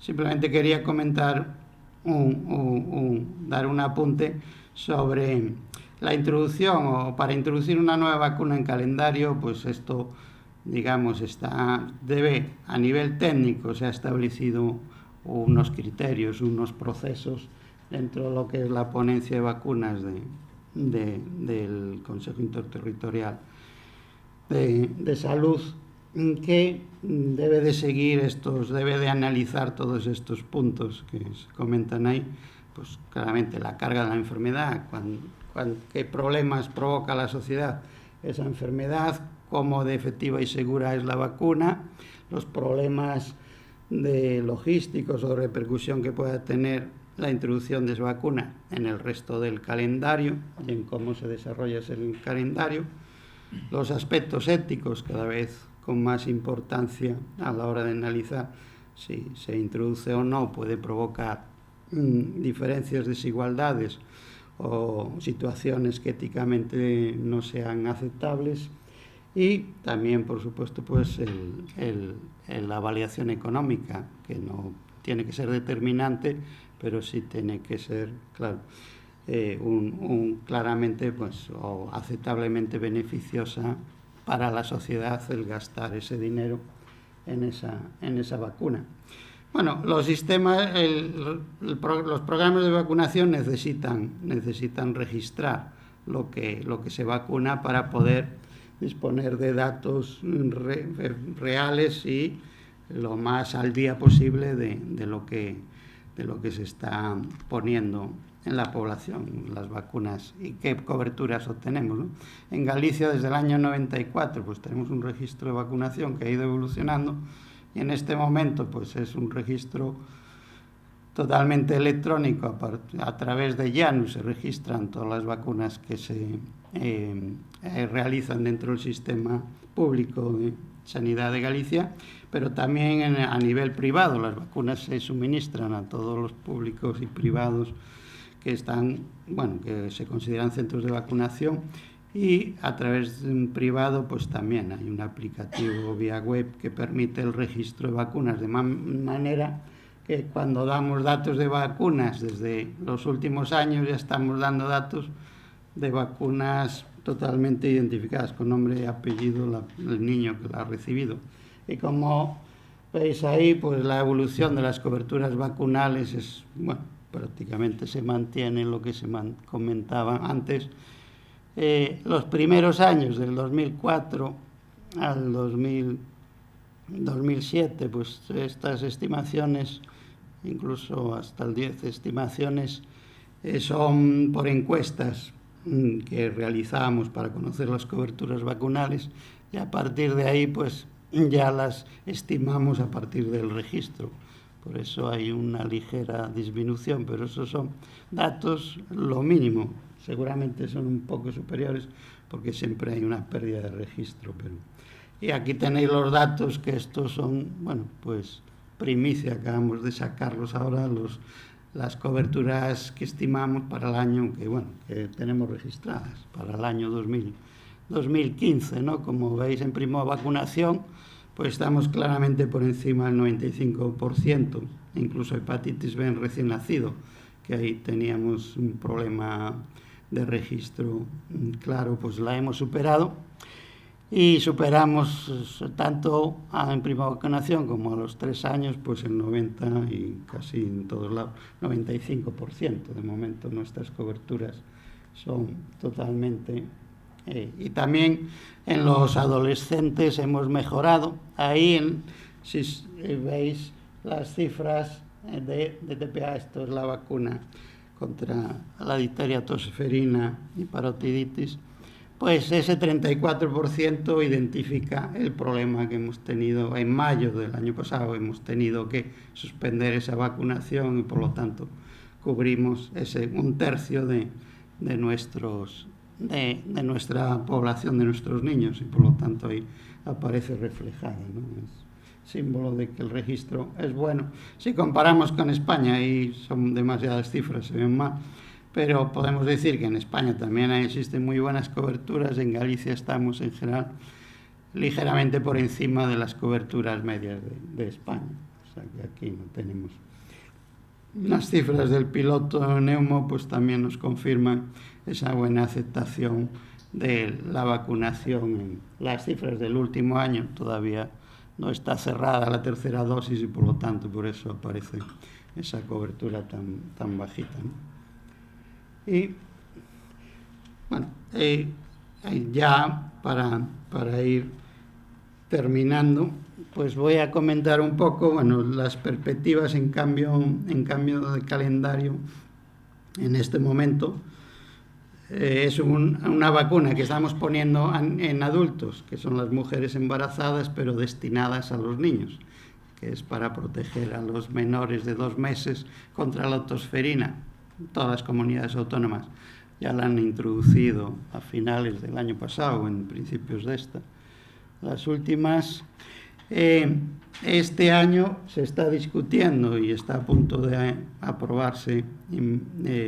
Bueno, de hecho hay una aprobación ya parcial de una propuesta de cambio de calendario que lo simplifica y nos pasa a una pauta un poco más sencilla, pauta 2+1 que decimos en vacunación con las hexavalentes, que no fácil simplificará el calendario y despeja, y que se supone que entrará en vigor en 2017. Luego tenemos en perspectiva pues la entrada de nuevas vacunas, básicamente una vacuna que ya está en calendario, que es la vacuna contra el papilomavirus, pues ya va a estar disponible una vacuna no navalente que habrá que considerar pues si tiene qué lugar tiene ahí, cómo utilizarla, ¿no?, en relación a las que tenemos. Y tendremos que seguir analizando pues una vacuna que en Galicia pues está muy presente, como la de meningococo B. Es una vacuna que existe, es una vacuna que no en su momento pues la ponencia de vacunas a nivel del Estado consideró que todavía no había los elementos suficientes para decidir su introducción en calendario, pero evidentemente tenemos que seguir. Nosotros estamos muy interesados en seguir toda la información que se publica sobre esta vacuna para evaluarla periódicamente para ver si es factible su introducción en calendario o no. Y bueno, lo corto aquí mi intervención, que si no os duermo y dejo a... Gracias. Programas de fomento de estilos de vida saludables. Bueno, yo no voy a hablar de vacunas, sí que... Bueno, al final voy a meter una pequeña cuñita, pero un poco sesgada e interesada. Bueno, en primer lugar, agradecer al Correo la amabilidad por invitarme. Yo no sé si en ese aspecto tan vacunal, pues yo soy un poco el descanso, pero bueno, intentaré ser breve y no cansaros. Yo voy a hablar de lo mío. Bueno, veis que mi subdirección tiene un nombre muy largo que cuesta un poco meterlo en las tarjetas de visita, pero yo creo que la palabra, y sobre todo cuando hablamos en un medio de comunicación, las palabras son importantes y reflejan, bueno, un poco toda el modelo, la filosofía que hay detrás de un determinado departamento. O sea que yo creo que el término está bien elegido. Yo os voy a hablar de 2 temas, de programas poblacionales de cribado y de la promoción de estilos de vida, que es lo que básicamente nos dedicamos en mi subdirección. Antes hablaba el magistrado de la posibilidades o no de hacer las vacunaciones obligatorias. Si eso ya es complicado, obligar a la gente a caminar y a comer bien, pues es realmente bastante más difícil, con lo cual intentamos, pues dentro de lo posible, que sea el propio ciudadano el que tome ese tipo de decisiones, que yo creo que es la clave de todo. En cuanto al tema de los programas de cribado, yo siempre, las 2 temas los voy a plantear de la misma manera. Voy a definir un poquito cuál es el marco donde nos movemos y luego describiros brevemente lo que hacemos, ¿no? Lo primero, hablar de programas de cribado, lo primero es el término poblacionales. Estos normalmente lo planteamos en contraposición al término oportunista, ¿no? Es decir, los programas poblacionales, que es lo que nosotros hacemos, son programas totalmente organizados y donde somos proactivos a la hora de ofrecérselo a una población determinada. Los programas oportunistas, que todavía tenemos alguno aquí, luego os comentaré uno que está a punto de cambiar, sí que existe evidencia desde el punto de vista de ensayos clínicos de su eficacia, pero el hecho de que sea no organizado hace imposible evaluar su efectividad, es decir, su capacidad de funcionar y de medir sus resultados a nivel de su funcionamiento en una determinada población. Término de riesgo medio, también porque existen muchos modelos de procesos de cribado para poblaciones de riesgo elevado. Nosotros no trabajamos con poblaciones de riesgo elevado, sino de riesgo medio. Es decir, trabajamos con personas normales en las cuales no hay nada que haga suponer que tiene un especial riesgo para una determinada enfermedad que precisaría una dedicación especial, ¿no? Luego, si queréis, podemos hablar de algún tipo de cáncer, etcétera, determinados grupos de gente con un riesgo más elevado del normal y que necesitan un seguimiento especial. Hasta ahora, siempre que hablábamos de cribado, en general utilizábamos sinónimo, y se sigue utilizando el término de cribado y detección precoz. El término de detección precoz hace referencia a lo que nosotros llamamos prevención secundaria, es decir, un diagnóstico precoz de una enfermedad. Hoy en día, especialmente, luego os comentaré un poquito el tema del cribado de colon. Ahí no solo estamos haciendo prevención secundaria, estamos haciendo prevención primaria desde el momento que somos capaces de eliminar lesiones en una etapa precancerosa, por lo tanto evitar incidencia de enfermedad, y desde ese punto de vista es ya prevención primaria. Por lo cual, lo de detección precoz, yo creo que poco a poco, por lo menos en determinadas patologías, vamos a tener que abandonar esa terminología, a pesar de que yo la sigo utilizando. Quizás la primera, lo que yo os decía, un poquito definir cuál es el marco de lo que es un programa de cribado, y en el tema de cribado esto es excluyente, es decir, todo lo que no cumple estos criterios, desde nuestro punto de vista, no es un programa de cribado, ¿no? Y tenemos requisitos que afectan a tres niveles. Por un lado, la enfermedad, bueno, tiene que ser un problema importante de salud. Obviamente, cualquier intervención médica, por más banal que parezca, siempre tiene ciertos riesgos asociados. Si la enfermedad es no importante, obviamente es muy fácil que los riesgos superen a los beneficios. La historia natural tiene que ser bien conocida. Obviamente no vamos a intervenir en una enfermedad en una fase preclínica si no conocemos de forma rigurosa cómo se comporta.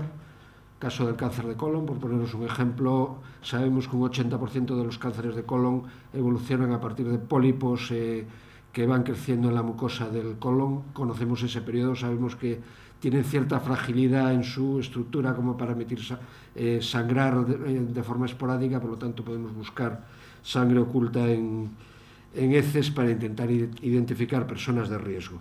Importante en cribado que nosotros, el proceso en sí de cribado no intenta diagnosticar una enfermedad, solo clasificar a la gente en función de su riesgo de padecer esa enfermedad para indicarles un seguimiento más, un proceso diagnóstico posterior. Algo inherente al cribado es que tiene que tener una fase presintomática que sea perfectamente identificable y de alta prevalencia. Tiene que haber una latencia, ¿no? Es obvio que no hacemos diagnóstico precoz, hacemos cribado cuando una enfermedad da síntomas. No quiere decir que no tengamos que diagnosticarla, pero en sí mismo ya no sería un cribado. La fase post-test, es decir, una vez que nosotros determinamos que una determinada persona, un determinado resultado en una mamografía, un determinado resultado en una prueba de cribado, tenemos que derivarla a un proceso diagnóstico. Ese proceso diagnóstico tiene que estar también perfectamente definido. Y otro requisito absolutamente imprescindible es que el hecho del cribado tiene que suponer un beneficio para la persona que padece este problema, por mínimo que sea. Si no tuviéramos ni tratamiento ni mejora en la evolución o la enfermedad clínica fuera banal, lo único que conseguiríamos sería aumentar el periodo mórbido, es decir, la sensación de vivir con una enfermedad sin conseguir ninguna mejora en su expectativa. Esto es importante porque causa a veces discusiones en algunos cribados. Bueno, la prueba tiene que ser aceptable, sencilla, segura, tanto por parte del paciente como por parte del profesional que la aplica. Tiene que ser sensible. Buscamos sobre todo sensibilidad, es decir, el evitar falsos negativos. a costa de la especificidad, es decir, aceptamos un número, luego os daré algún dato sobre falsos positivos, pero cuanto mayor sensibilidad y especificidad consigamos, mejor.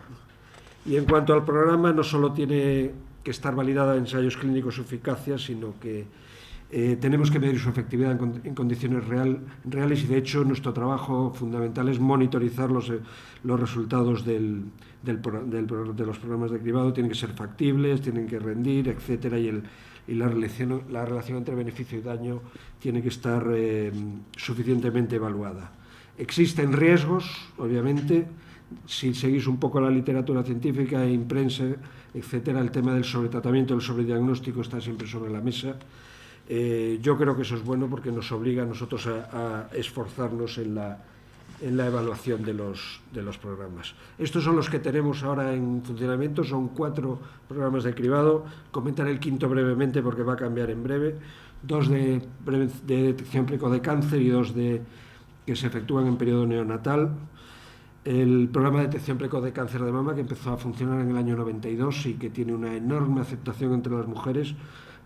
Todos los años más del 80% de las mujeres que invitamos proactivamente a participar lo hacen, y de aproximadamente por cada 1000 mujeres que pasan a hacerse una mamografía, un 3% son derivadas por dar un resultado de cierto riesgo de cáncer de mama, son derivadas a diagnóstico, y de este 3%, 1 de cada 9 aproximadamente tiene un cáncer de mama. Por lo tanto, aproximadamente los cánceres que detectamos son en torno a 3,5 por cada 1000 mujeres exploradas, lo cual quiere decir que desde el año 92 hasta el año 2014 hemos detectado más de 6.000 cánceres de mama en fases precoces. El de detección de cáncer colorectal, que acabamos de empezar hace escasamente 3 años, hemos cerrado un primer ciclo completo que es bianual en el área sanitaria de Ferrol. Se hace a través de sangre oculta en heces, una variante que hay ahora es que es inmunológica, es decir, que es específica humana, no tiene los problemas que tenía de reacciones cruzadas con sangre animal por comer carne, etcétera, que tenían los viejos test del guayaco, etcétera.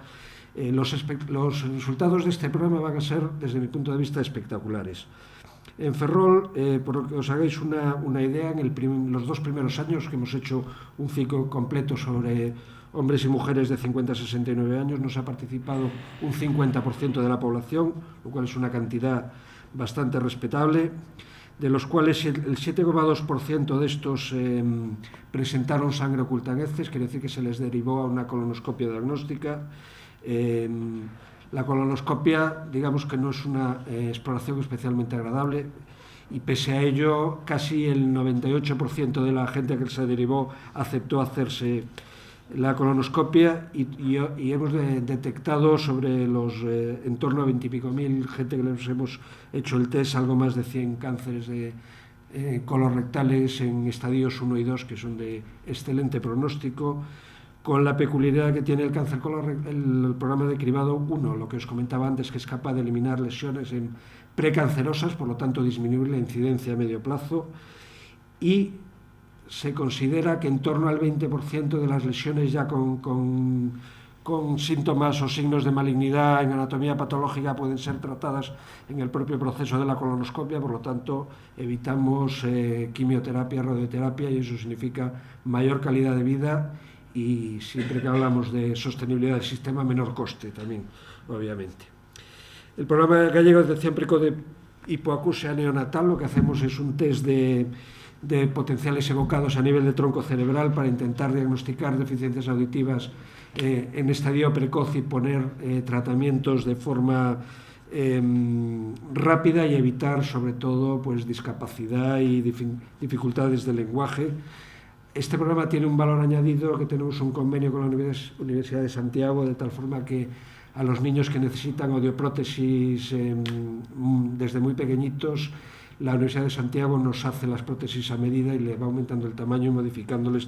Tenemos más de 60-70 niños en este plan que consiguen pues mejorar sus expectativas de comprensión del lenguaje de forma importante. El Programa Gallego de Detección Precoz de Enfermedades Metabólicas, este quizás sea el programa de cribado más antiguo que existe en el Estado. Ya empezó en el año 68 en Granada, a través de una iniciativa del profesor Mayor Zaragoza, y desde finales de los 70, por iniciativa del doctor Peña y del doctor Fraga, pues está funcionando en Galicia y haciendo el test a través de la famosa prueba del talón del niño recién nacido y una muestra de orina, pues un considerable número de patologías. Y por fin el último, que todavía no es un programa poblacional, que es un programa todavía oportunista, pero que va a cambiar en un plazo breve. Se va a plantear al Consejo Interterritorial del Sistema Nacional de Salud su modificación, que pasa a ser un programa poblacional organizado, y que así se ha estado esperando a evaluar sobre este problema oncológico. Tiene un efecto importante la introducción de la vacuna del virus del papiloma humano. Evaluado ya el impacto que tiene que tener, os puedo contar más o menos de forma rápida cómo va a quedar el programa. Lo que se va a hacer es una citología cada 3 años a mujeres entre los 25 y los 35 años, y en los 35 años se le dará un test de detección de virus del papiloma de alto riesgo. Si ese test de virus de papiloma de alto riesgo es negativo, se dilatan las exploraciones cada 5 años. Si fuera positivo, se repite al cabo de 1 año, y en función de si negativiza o no negativiza, se toman decisiones sobre tratamiento. Yo creo que va a tener también un importante impacto, aunque desde el punto de vista organizativo, como todos, pues bueno, nos va a suponer un esfuerzo importante. Esto sobre cribados, sobre estilos de vida.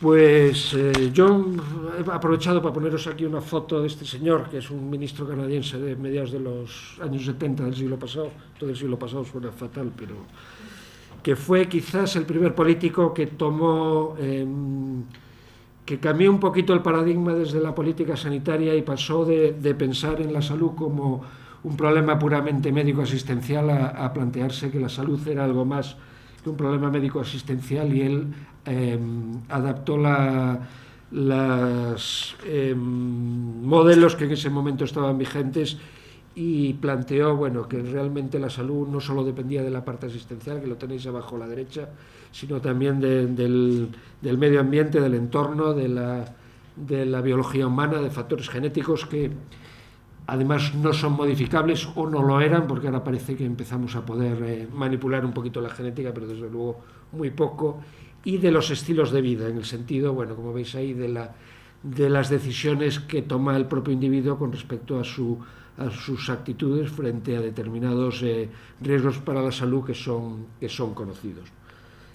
Sobre este modelo, pues distintos autores con los años fueron calculando qué importancia tenían sobre la salud de una población cada uno de estos factores. Veis aquí distintos estudios, desde el de Dever, que volvería a comentar rápidamente en la siguiente. Bueno, veis que en todos los estudios lo que sí que coincide tiene que ver un poquito lo que decía el consejero en su introducción, que los cuidados sanitarios son el factor que menos influye en la salud de los ciudadanos, y por contra los estilos de vida los que más influyen y además son modificables.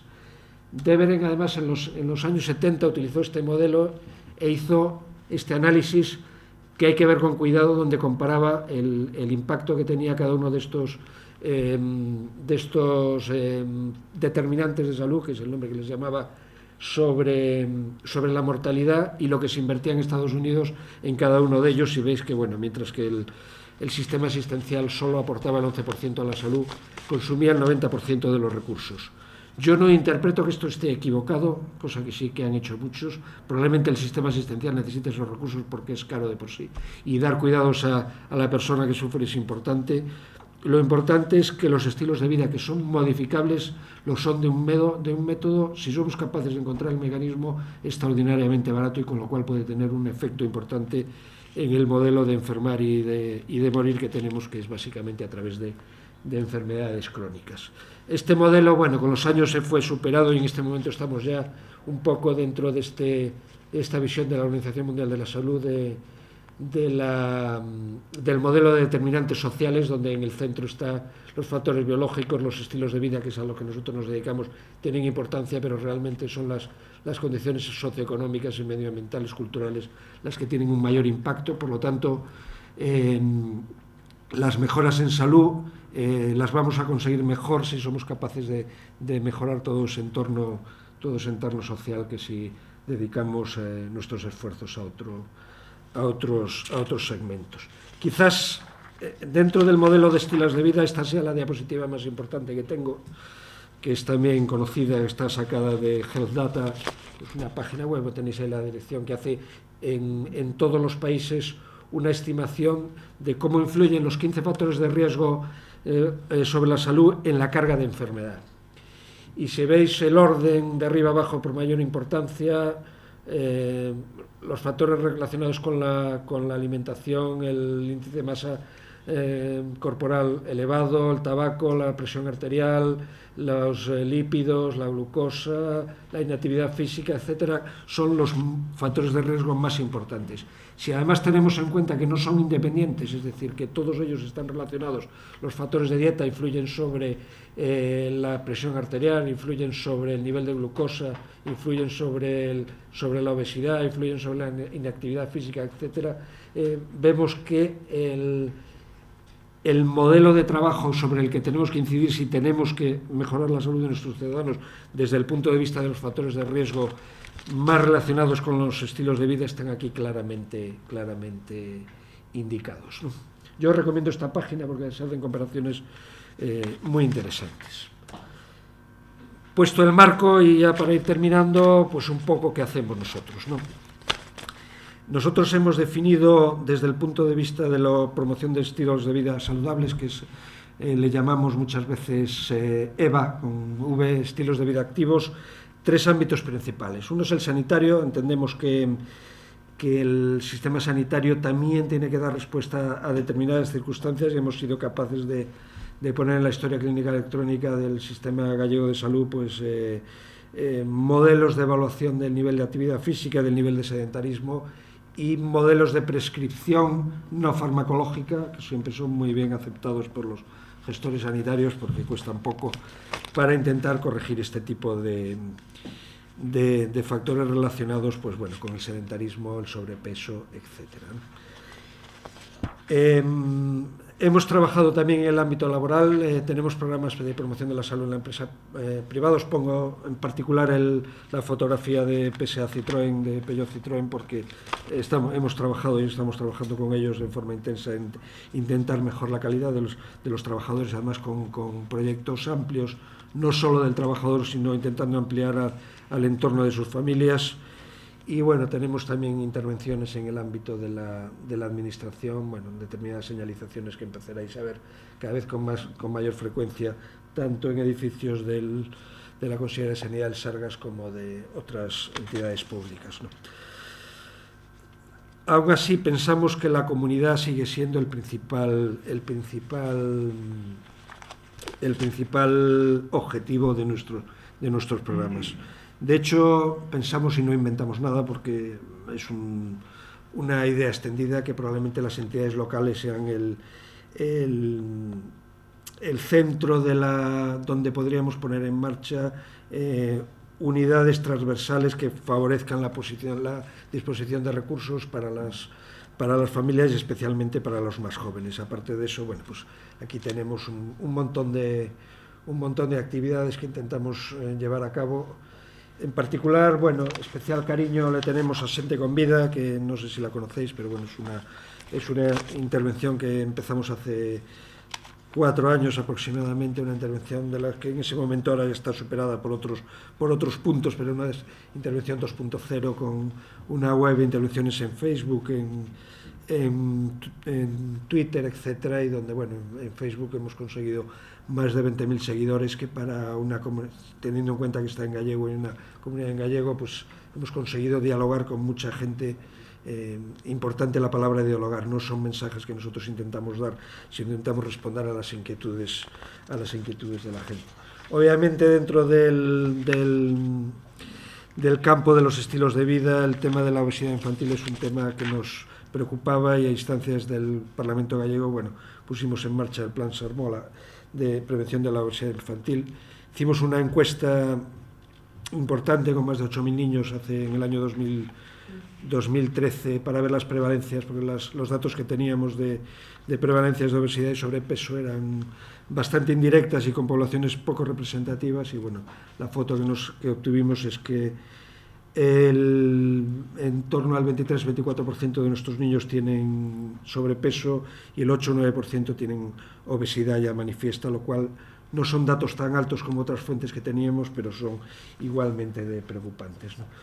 La complejidad de un tema como esta diapositiva es bonita porque intenta indicar todos los factores que influyen en la obesidad infantil, aunque en el medio y no se vea, aparece lo que es el balance energético, es decir, lo que consumimos, pero realmente es extraordinariamente compleja, y las intervenciones que intentamos hacer pues están prácticamente dedicadas todas a temas de estilos de vida, ¿no?